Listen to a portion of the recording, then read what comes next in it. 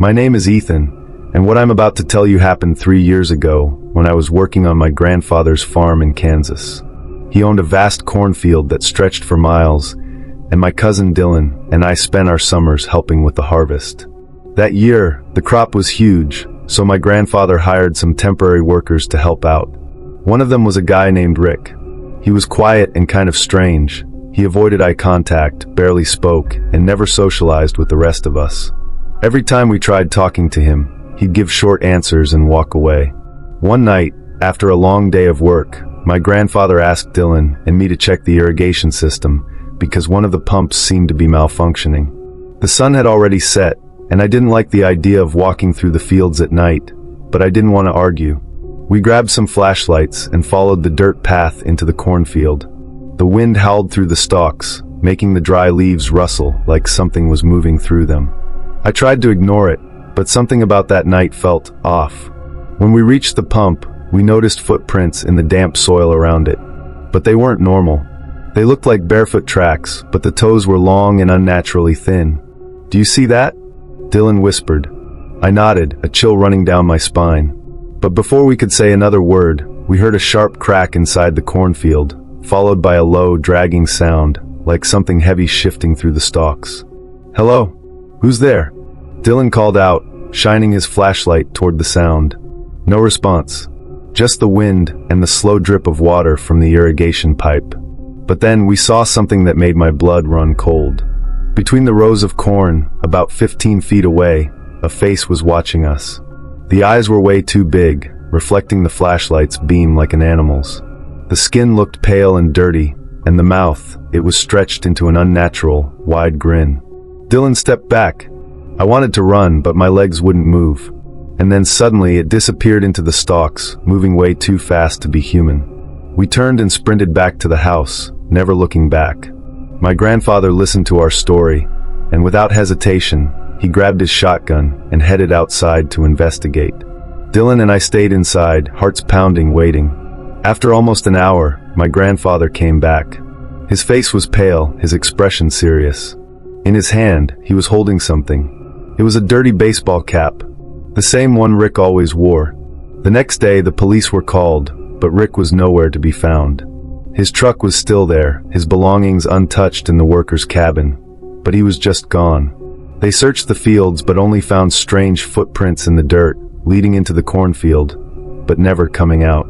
Time passed, and no one ever found Rick. My grandfather refuses to talk about that night, and I haven't stepped foot in the cornfield after dark since. But sometimes on windy nights, I swear I hear footsteps outside the house, like something is wandering through the stalks, waiting.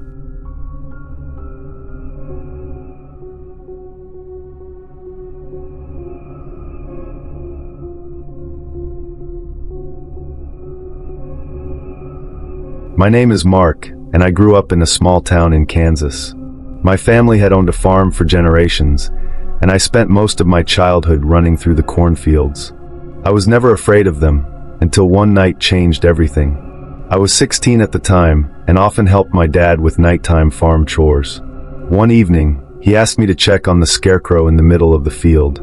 The strong winds from the day before might have knocked it over, and he didn't want the crows ruining the crops. I grabbed a flashlight and set off on foot, following the dirt path through the field.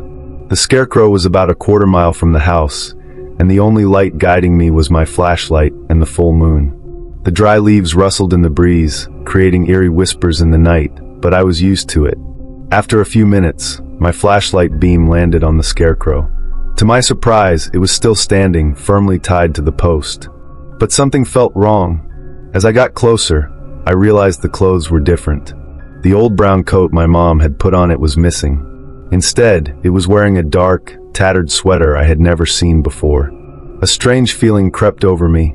My instincts screamed at me to turn back, but curiosity pushed me forward. I lifted my flashlight and pointed it at the scarecrow's face. That's when I froze in terror. The burlap sack that had always been its head, stitched with button eyes and a stitched mouth, was gone.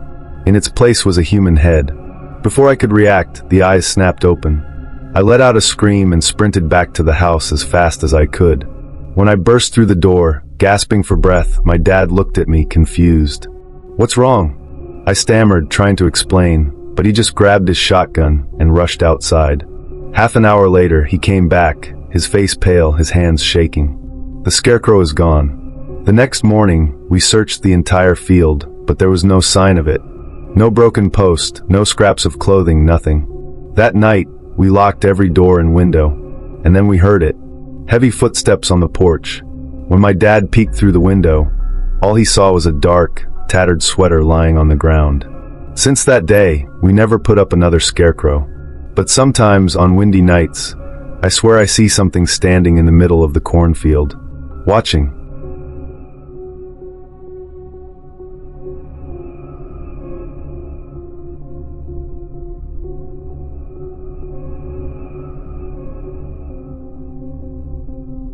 My name is Jake, and I've never been a superstitious guy.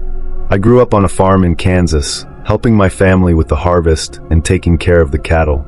To me, cornfields were just part of life. But after what happened last summer, I'll never look at them the same way again. It was a hot July night, and I was home alone. My parents had gone to visit relatives, leaving me in charge of the farm. Around 10 o'clock, I was watching TV when I heard a strange sound coming from outside. It sounded like shuffling footsteps, right at the edge of the cornfield. I grabbed my flashlight and stepped onto the porch. The wind was strong, making the dry stalks sway, casting weird shadows on the ground. I walked up to the fence, shining my light into the field, but I didn't see anything.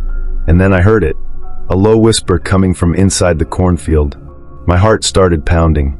At first, I thought it was just the wind, but then I heard the words clear as day. "Do you see me?" I swallowed hard and took a step back. The voice was raspy, almost wrong, like someone who didn't quite know how to speak. I aimed my flashlight toward the sound. Something moved between the rows of corn. Someone or something was watching me. Then I saw it. A pale, bony hand reached out from between the stalks. The fingers were too long, and the nails looked sharp. I ran. I ran faster than I ever had in my life, feeling the ground shake beneath my feet. When I reached the house, I turned around on instinct and shined my light back toward the field. The thing was closer. I don't know how, but in just a few seconds, it had moved at least 100 feet. It had no face, just smooth, stretched skin where its eyes and mouth should have been. I locked the door, turned off every light, and hid in my room, gripping the shotgun my dad kept under the bed. For hours, I stayed there listening. Then, at exactly 3 in the morning, it started. Tapping on the window.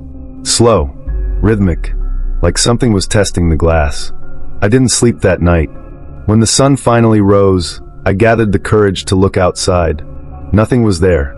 But right at the edge of the cornfield, I saw deep footprints, stopping right where the tall grass began.